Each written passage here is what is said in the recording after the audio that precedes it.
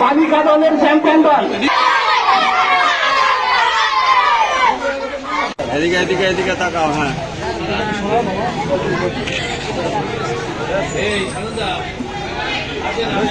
এরপরে বঙ্গবন্ধু টুর্নামেন্টের সরকারি প্রাথমিক বিদ্যালয়ের সকল খেলোয়াড় আজকে সারাদিন ব্যাপী চমৎকার আয়োজনের মধ্য দিয়ে আমরা অধীর আগ্রহে অপেক্ষা করছি পুরস্কার বিতরণের জন্য।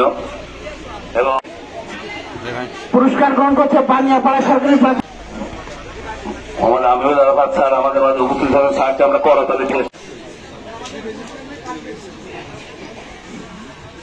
আজকে এবং বঙ্গমাতা এবং প্রতিজাতির নেতা গোল্ড কাপ প্রতিযোগিতার জনাব এস এম মিকাইল ইসলাম স্যার পক্ষে জনাব মন্ত্রীর বদন্যতায় ওনার সহযোগিতায় সেই একই ধারাবাহিকতা জনাব জাকাতের আয়োজক কমিটি এবং মঞ্চ পুরস্কার সম্মানিত উপজেলা শিক্ষা অফিসার অত স্কুলের সম্মানিত ফুটবল খেলাটা কিন্তু সারা বিশ্বেই সব থেকে জনপ্রিয় খেলা, সেটা আমরা সবাই জানি। আমার খুবই ভালো লাগছে এবং একটু আক্ষেপ লাগছে একটা কথা ভেবে যে আমি এই ছোট বাচ্চাদের খেলার দু একটা খেলা যদি আমি দেখতে পারতাম তাহলে খুব ভালো লাগতো। সারাদিন আজকে একদিনেই আমি যতটুকু জেনেছি যে 6টি বিদ্যালয়, ছেলেদের 6টি এবং মেয়েদের 6টি, এই মোট 12টি টিমের মধ্যে খেলা শেষে আজকে এখন আমার সামনে চ্যাম্পিয়ন এবং রানার্স আপ টিম এবং ভালো দুই পর্যায়ে চ্যাম্পিয়ন এবং রানার্স আপ টিম নিয়ে আমরা এখানে উপবিষ্ট হয়েছি।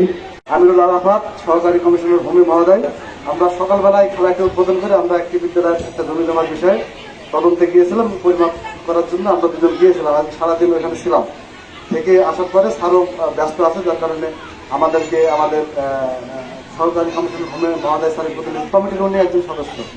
তো যাই হোক, আমাদের এই ছোট বাচ্চাদের এই আয়োজনে এসে এই আজকের এই অনুষ্ঠানটিকে সমৃদ্ধ করার জন্য আমি সাধুবাদ জানাই। আমি ধরেছি এদের মধ্যে একটি দল জয়ী হয়েছে আর একটি দল রানার্স আপ।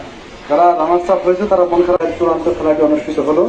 আপনাদের সবাই অবগতির জন্য আমি জানাচ্ছি যে 2009 সালে আমাদের শেখ হাসিনার নেতৃত্বে যখন সরকার গঠিত হয়, তারপর থেকে 2011 সাল থেকে আমাদের বঙ্গবন্ধু এবং বঙ্গমাতা, 11 সালে বঙ্গবন্ধু এবং